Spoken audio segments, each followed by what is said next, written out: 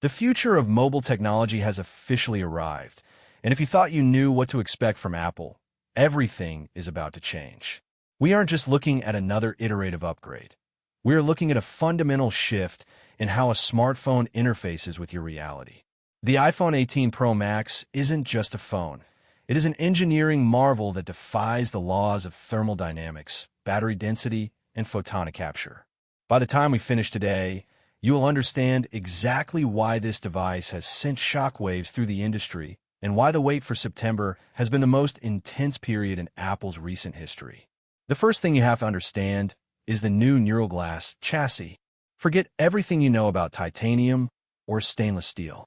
Apple has moved toward a proprietary ceramic composite that is not only lighter than any previous model, but inherently self-healing from microabrasions. When you hold this device, it feels like holding a piece of solid light. But the real story isn't just the build, it's the display technology. We're talking about an LTPO 4-panel that pushes brightness limits into a territory that previously required specialized medical hardware. Under direct, harsh sunlight, the colors don't just pop, they retain perfect color accuracy, making this the primary tool for professional cinematographers who no longer feel the need to carry secondary monitors on set.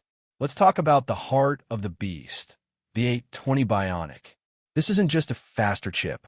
For the first time, Apple has integrated a dedicated AI quantum core. What does that mean for your daily usage? It means the phone is essentially predicting your intentions before you physically initiate an action.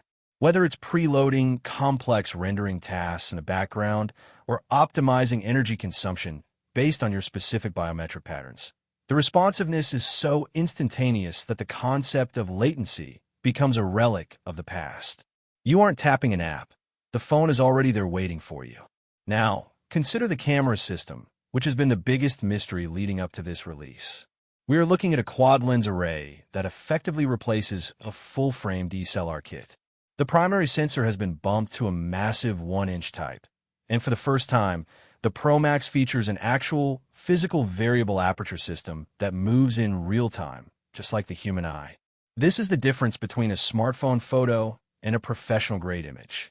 The low-light performance isn't just clean, it is virtually noise-free, turning midnight cityscapes into vibrant, high-dynamic range masterpieces.